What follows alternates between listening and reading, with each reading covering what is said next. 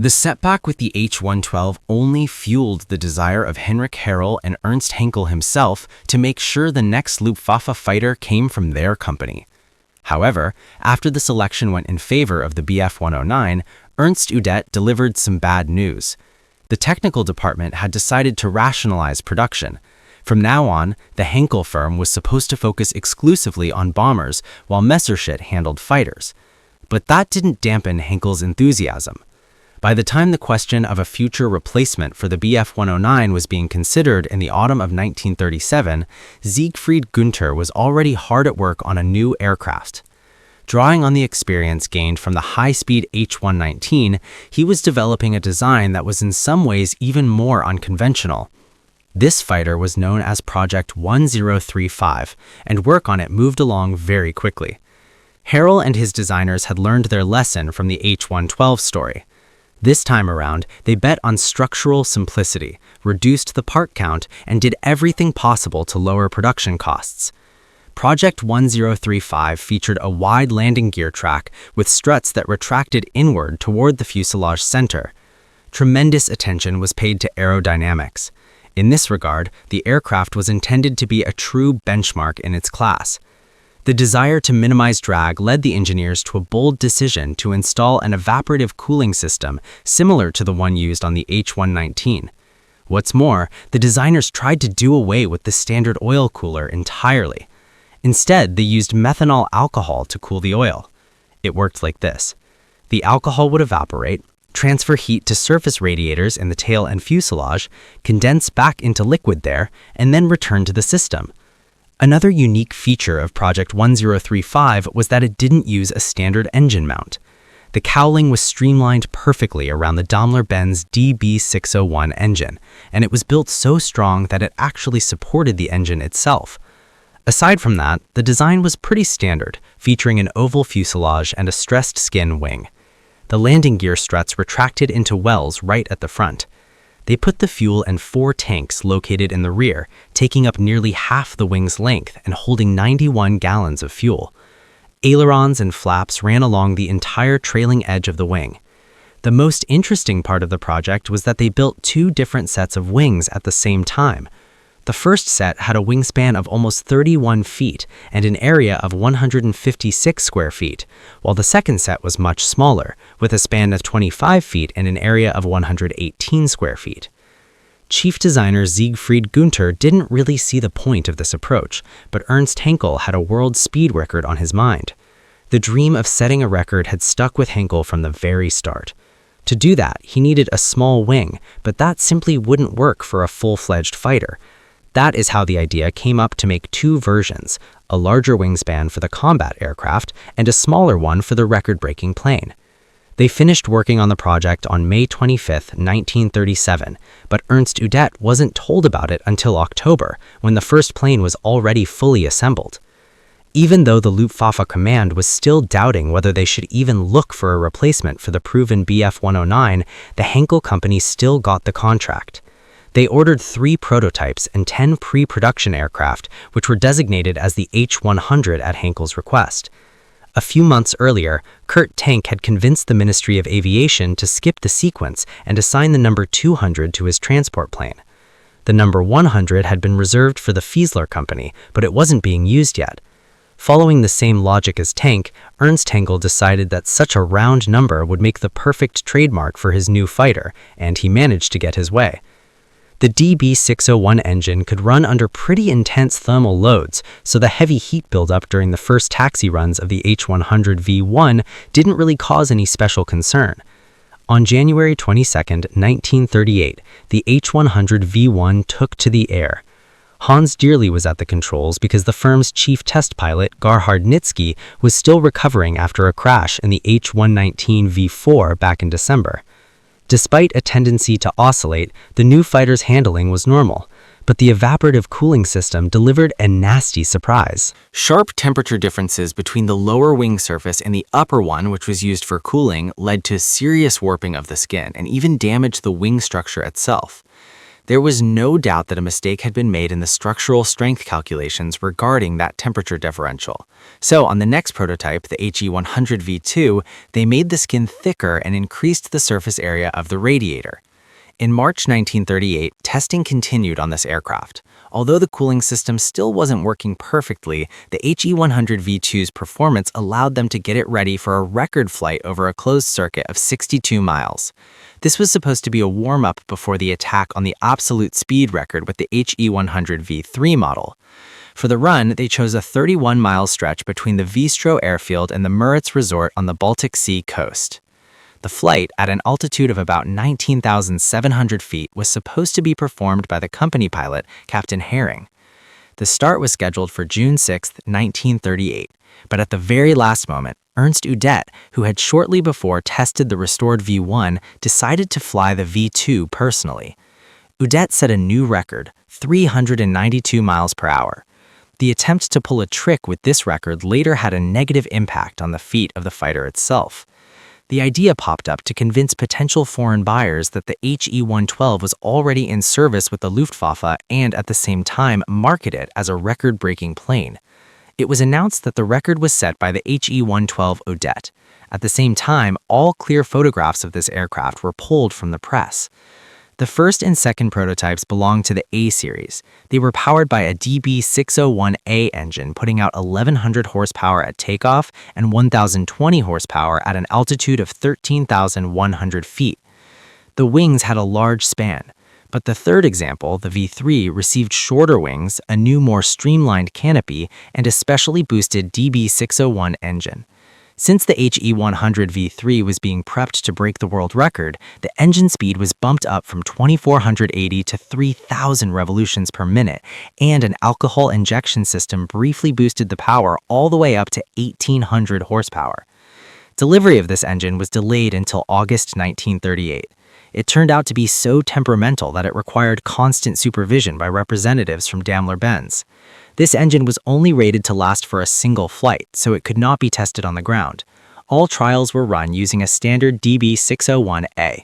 The special engine was installed only in early September 1938. In Warnemünde, everything was ready for the record-breaking flight. Pilot Gerhard Nitzke took the HE-100V3 into the air, but one of the landing gear struts failed to retract. Gerhard, who had just recovered from injuries sustained in another aircraft, the HE-119V4, tried to lower the gear back down, but the wheel got jammed in the wheel well. It was impossible to throttle back on this special engine, which ruled out a safe landing on one wheel.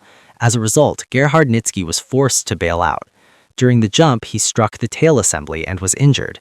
Shortly before the failed attempt to set the world record, the HE-100V4 arrived in Rechlin. This was a new B-series aircraft that had certain design differences. Its empty weight was around 4,630 pounds and the takeoff weight was 5,600 pounds. In fact, the V4 became the prototype for the entire series. Near the ground, the speed reached 346 miles per hour. At an altitude of 16,400 feet, it hit 413 miles per hour. And at 26,250 feet, it did 396 miles per hour. However, it was rare to actually reach those numbers since most flights were cut short due to engine overheating. The surface radiator was still far from perfect. A few weeks after the V4 showed up at Rechlin, the second aircraft of the B-series, the HE-100V5, had to play a part in yet another performance that France and Germany put on for each other during the last year before the war. The Chief of Staff of the French Air Force, General Joseph Flemin, arrived in Germany for an official visit. To impress his hosts, he chose the single experimental AMO 340 bomber as his transport. They stripped everything off the aircraft that would give it away as an experimental prototype and painted the general's personal emblem on it. Joseph Vollmann flew it from Via Küble to the Stocken airfield near Berlin at a pretty serious average speed of 270 miles per hour. It isn't clear if the Germans actually believed the Amiot was already in service with France, but the guests definitely bought the story that the H-100 was already in mass production for the Luftwaffe. During Joseph Vollmann's stay at Oranienburg, they demonstrated the H-100V5 to him, seemingly by accident. It was flown by Hans Dierle, who was waiting for a signal from Ernst Udet and Mary Alihan. After a high-speed pass at low altitude, Hans Dierle landed the plane and taxied right up to the French delegation.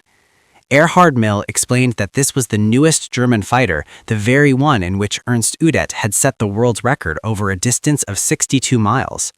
After that, Erhard Mill turned to Ernst Udet and asked, "Tell me, Ernst, how are we doing with mass production?" Ernst Udet, without even batting an eye, replied, "The second assembly line is already ready and we will have the third one up and running in 2 weeks." The H-100 V6 and V7 aircraft belonged to the C series. They were fitted with improved DB601A engines, which delivered 1,175 horsepower on takeoff. The first of these airframes was ready in March, and on April 25, 1939, it was delivered to Rechlin. This aircraft was used primarily for engine testing. The second plane took to the skies on May 24th, and by June 9th it had arrived at the test center. But aircraft designer Ernst Heinkel's main bat was the record-breaking H-100 V8. By the way, they rolled this one out even earlier than the 6th and 7th models. Number 8 got the same short wing as the ill-fated V3, along with a more streamlined canopy and a lowered stabilizer. The Daimler-Benz company provided a specially prepared DB601 engine for the project. To set the record, they chose the outskirts of Ehrenberg, and the pilot was Hans Dierle. The historic flight took place on March 30, 1939. The H-100 V8 clocked in at 464 miles per hour. This was the first absolute speed record held by Germany. However, for propaganda purposes, they officially announced that the achievement was set on the H-112U. Furthermore, they intentionally covered up the fact that they used a specially boosted engine. But the triumph didn't last long. Quite unexpectedly for Heinkel, the competitors over at Messerschmitt went on the assault for the world record as early as April 26th with their ME-209 and reached a speed of 469 miles per hour. Heinkel figured if he allowed the engine to overheat just as critically as it did on the ME-209 V1, he could beat that result by at least 9 miles per hour. However, preparations for the rematch were cut short on July 12th when the head of the engineering department, Rudolf Lusch, ordered them to abandon any further attempts to improve the world's record. About a year before the H-100 V8 set the world speed record, the technical department had already formulated requirements for a potential successor to the Bf-109. Volke Wolf managed to win this contract with their FW-190 project. Officials agreed to consider the H-100 aircraft only on one condition, if it was fitted with a Junkers Jumo 211 engine. The thing was, the DB601 motors were already being used on the Bf-109 and Bf-110 fighters, and building two different airframes for the exact same scarce engine was considered impractical. The engineers quickly ran the numbers on this option and came to the conclusion that the Jumo 211 was completely unsuited for the unique evaporative cooling system, which was the main feature of the H-100 design. Plus, the special nose cowling created for the DB601 engine would have to be completely reworked for the Jumo engine, which calculations showed would sharply degrade flight characteristics. As a result, the department's proposal was turned down. But Ernst Heinkel didn't give up hope of finding a spot for his HE, at least in the hearts of some of the aviation leadership. By the beginning of summer 1939, the third plane of the C series, the H-100 V9, was ready. It became the first to receive real armament, an MG-FF motor cannon and 2 MG-17 machine guns in the wings. This airframe was intended for static testing. The 3 planes remaining under the first contract were finished as the pre-production version H-100D0. The first of them took to the sky in September 1939. At the same time, the Heinkel Company, on its own initiative, laid down a series of 12 aircraft of the H-100D1 modification. The H-100D0 model was distinguished by a new cockpit windshield, a continuous, streamlined canopy without unnecessary bracing, and small glazed windows behind the pilot. The tail fin was also lengthened. Officially, it was considered that the armament consisted of an MG-FF cannon and 2 MG-17 machine guns, although in reality, the fighter often had only 2 or 3 machine guns. The technological efficiency of the design was impressive. The D-series fighters were assembled from just 969 separate assemblies. For comparison, the older H-112B consisted of 20,185 parts. The number of rivets was reduced from 26,414 to 1,143 pieces, and the fuel tank capacity was increased. They now held 108 gallons of fuel. Shortly after the appearance of the H-100D0 model, the Heinkel Company was allowed to sell this fighter abroad. Negotiations immediately began with a longtime client, the Japanese Navy, which had been eyeing this aircraft for a long time. But then a pretty tense situation developed. Just before the Japanese delegation was scheduled to arrive at Marina on the 30th of October 1939, Heinkel got a heads up that a Soviet purchasing commission was showing up on that very same day. Heinkel wasn't exactly thrilled about this meeting, but it was explained to him that the Soviet Union was supplying raw materials, and in exchange, they wanted to get their hands on samples of German weaponry. To avoid any conflicts or misunderstandings, they had to organize a real spy game. The Soviet and Japanese specialists were led along different routes just to make sure they didn't accidentally bump into each other. The Soviet engineers were particularly interested in the evaporative cooling system. The thing is, similar technology had actually been developed earlier by Sergei Vladimirovich Ilyushin for his experimental fighter, the CKB-32, which was also known as the I-21. In the end, they decided to buy 3 aircraft of the H-100D1 version. These differed from the H-100D0 model by having a larger span on the tail stabilizer. These planes were delivered to the Soviet Union in the winter of 1939 to 1940 and were distributed among scientific institutes for study. The Japanese delegation purchased 3 H-100D0 for 1.2 million marks, and for another 1.6 million marks they bought the license to manufacture them. All 3 fighters were shipped over to Japan in May 1940. After being assembled at the Kasimigara base, the aircraft received the naval designation AX-H1. The flight characteristics of the H-100D were so impressive that the Japanese Navy immediately ordered mass production of this bird for the air defense of their bases. Production was supposed to be set up at the Hitachi Company facilities. They even built a new factory in the city of Chiba specifically for this purpose. But circumstances conspired against them. Heinkel couldn't ship the necessary templates and equipment to start the AX-H1 assembly line, so the work had to be halted. The Hungarian company Manfred Weiss from Budapest also tried to acquire a license, but those negotiations didn't lead anywhere. The H-100 was never exported again. The most famous operation these Heinkels ever took part in was a disinformation campaign the Germans ran back in the spring of 1940. During this event, 9 H-100D1 aircraft operating under the fictitious name H-113 played the role of entire combat units of new Luftwaffe fighters. These planes were constantly being repainted, and some even sported kill marks for aerial victories that never happened. However, this ruse was soon exposed, and interest in the so-called H-113 gradually faded away. Today, interest in the H-100 fighter comes mostly from aviation fans and those involved in scale modeling. But finding detailed information about this aircraft turned out to be pretty difficult. Modelers found themselves at a dead end, since building an exact replica without the right blueprints is next to impossible. But before we get into the technical description of the H-100, let's reveal a little secret about this bird. If you open any aviation handbook or ask an expert what weaponry this fighter carried, they will confidently tell you 1 20mm cannon and 2 machine guns of 7.92mm caliber. But other information sources state that the Heinkel H-100 is armed with 3 MG-17 machine guns of 7.92mm caliber. 2 of them are mounted in the wings and fire through the propeller arc, while the third is located in the fuselage and fires through the engine shaft. Each gun has an ammunition supply of 500 rounds. And yet another technical description from 1940 indicates that the third machine gun was just an optional extra installed only on specific aircraft of the HE-100D1 series. Truly, for 1940, the combat value of a fighter, even with 3 small caliber machine guns, was close to 0. That seemed laughable compared to the 8 machine guns on the British Spitfires and Hurricanes, although even their effectiveness was already being questioned by that time. As for the 20mm cannon, mating it with the DB601 engine turned out to be a tough task.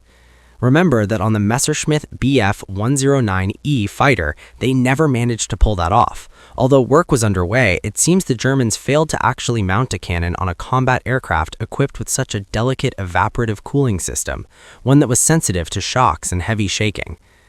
Whether cannons were installed on the 3 Japanese HE-100 aircraft remains unknown to this day. But since the Japanese actively used Heinkel technologies and yet didn't release a single fighter with an engine-mounted cannon, we can assume that Heinkel engineers simply couldn't handle this task. However, the British bought into this myth and the rest of the world followed. For a long time, no one doubted that the HE-100 was a fully capable cannon-armed fighter. The secret of the Heinkels remained unsolved for over half a century. The fact that the HE-100 had only machine guns is indirectly confirmed by the fact that these planes never saw combat. This looks strange because other experimental aircraft, even those that existed in single copies, were often sent to the front for combat trials. Today, experts claim that this fighter was ineffective because of its specific cooling system. It resembled a racing design and had low survivability in battle. However, such an aircraft could have worked successfully not on the front lines, but for example, in the air defense system. Also, we shouldn't forget that at the end of the war, the Heinkel firm received a task to create the high-speed interceptor P-1076. It had the same evaporative cooling system, but was armed with 3 cannons of 30mm caliber. The Japanese, relying on Heinkel's experience, also developed several aircraft with a similar design at the end of the war. The high performance of the HE-100 fighter was achieved primarily through its excellent aerodynamics. It had absolutely no usual radiators for water and oil, thanks to which the fuselage lines remained perfectly smooth. That said, the HE-100 had a few more interesting features that few people know about. First off, the unusual wing profile. Today, we'd say it was close to laminar. The maximum thickness of the wing was shifted aft. This showed that the designers paid special attention to reducing drag for flights at critically high speeds. Of course, such a profile compromised lift a little bit, but in return, aerodynamic drag was noticeably reduced when the aircraft accelerated or climbed to a significant altitude. Let's remember that to a large extent, it was thanks to the wing with a laminar profile that the American P-51 Mustang became one of the best fighters of World War II. And although it wasn't as maneuverable as, say, the English Supermarine Spitfire, even though it had the same engine, thanks to its speed advantage, it completely dominated the enemy aircraft. Built 2 years before the Mustang, the German HE-100 deserves attention in this regard as well. However, in 1940, the use of a laminar wing on a plane designed for low altitudes didn't particularly impress anyone. The time for such solutions simply hadn't arrived yet. The cockpit canopy generated huge interest, especially its middle sliding section. In flight, it sat perfectly flush with the windscreen and the turtle deck, creating no protrusions whatsoever. It turned out that during opening, this section first lifted up and its lower edges spread outwards. But still, the most interesting thing about the HE-100 was the engine cooling system. In the summer, the motor was cooled with water, and in the winter, they used a mixture, 61.5% water, 35% glycerin, and 3.5% alcohol. The system operated under pressure from 29 to 44 pounds per square inch. Hot water came out of the engine and flowed into special separators. There, some of the water turned into steam, which traveled to the wing condensers on the upper and lower surfaces of the wing. Underneath the cold skin, the steam turned back into liquid, and this water was pumped into a 10.6-gallon tank installed in the right side of the wing. All in all, the aircraft had 13 steam condensers, 7 on the left and 6 on the right. Their total area added up to 89 square feet. On top of that, there was an additional retractable radiator in the fuselage to condense any excess steam. People sometimes mistakenly called it a retractable oil cooler, but the truth is the plane didn't have a conventional oil radiator.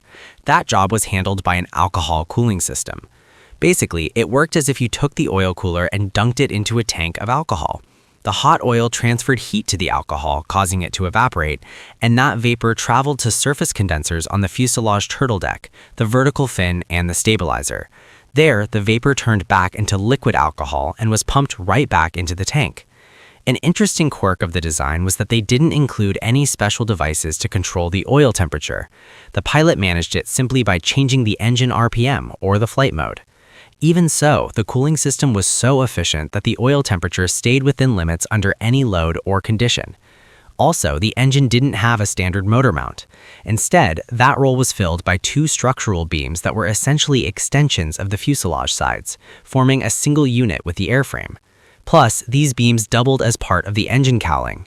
However, that specific mounting setup eventually played a cruel joke on Ernst Heinkel and became one of the reasons the aircraft wasn't adopted for service.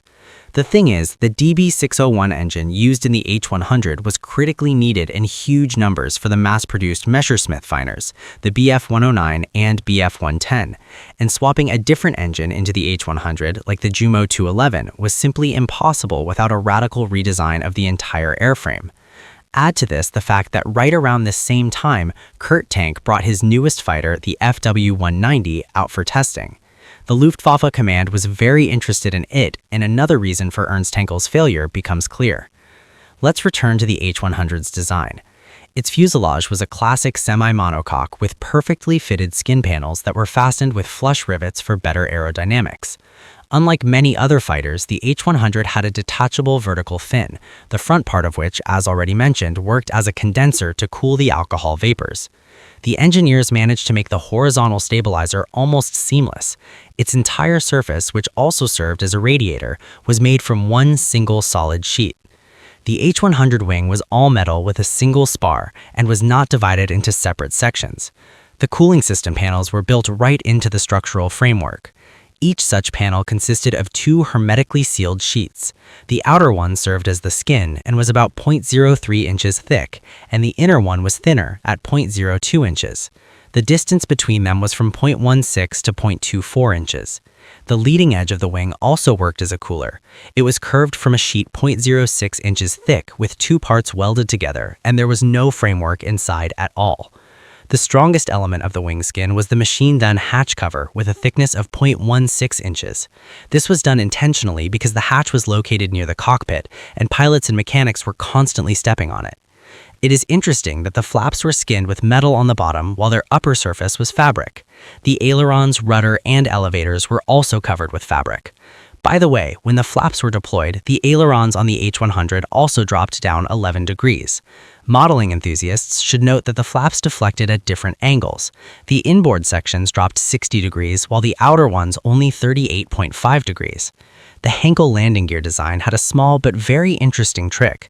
While the struts were normally retracted and extended using hydraulics, the emergency extension mechanism was completely autonomous and didn't depend on any of the aircraft's other systems. The whole thing worked as simply as possible. There was a special pedal right inside the cockpit. By pressing it, the pilot released the locks holding the landing gear in the retracted position. Once released, the struts simply dropped out of the wheel wells under their own weight, and a heavy-duty spring pulled them until they locked into place. It was a system that significantly improved the plane's chances of survival, and it was a real rarity for fighters back then. Most likely they implemented this after losing the record-breaking H100 V3 prototype, which crashed precisely because one of the landing gear struts failed to deploy. When talking about the H100, it is also worth pointing out a number of advanced technological solutions used during its assembly. First and foremost, this applies to the so-called explosive rivets. It seems the engineers had mastered this technology so well that they even used it in critical areas like the spar joints, even though there was plenty of room for standard riveting there. On top of that, the aircraft design made extensive use of electron casting, that's a lightweight magnesium alloy. They even used it to manufacture large, thin-walled parts such as the bulkheads and the canopy frame. The plane also featured quite a few welded assemblies. To wrap up the story of the H100, it is worth sharing a personal opinion.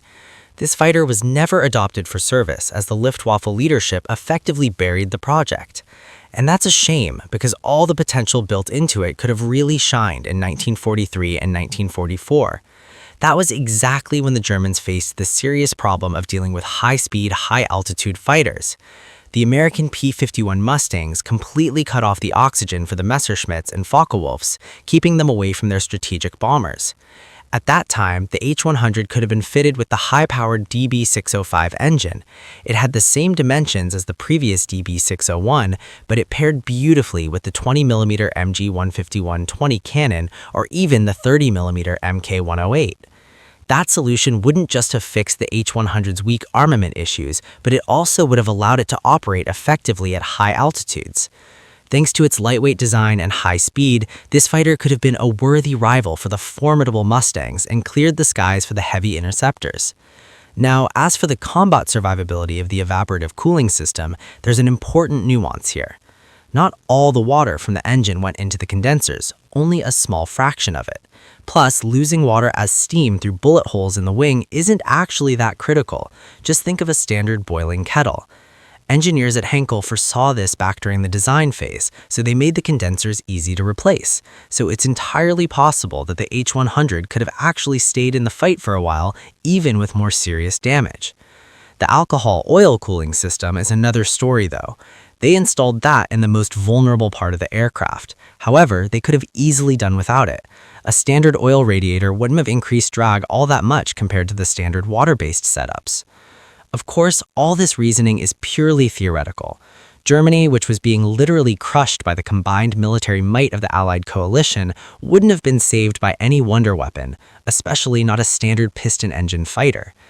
In the best-case scenario, it might have only slightly increased losses amongst Allied escort fighters, but the real combat value of the H-100 as an interceptor against heavy bombers or as a low-altitude frontline fighter for the Eastern Front probably would have been very low. So what do you think? Was this a fatal mistake by the German high command, or was the H-100 truly a paper tiger unfit for real war? Be sure to write your opinion in the comments. I'd be interested to read your arguments.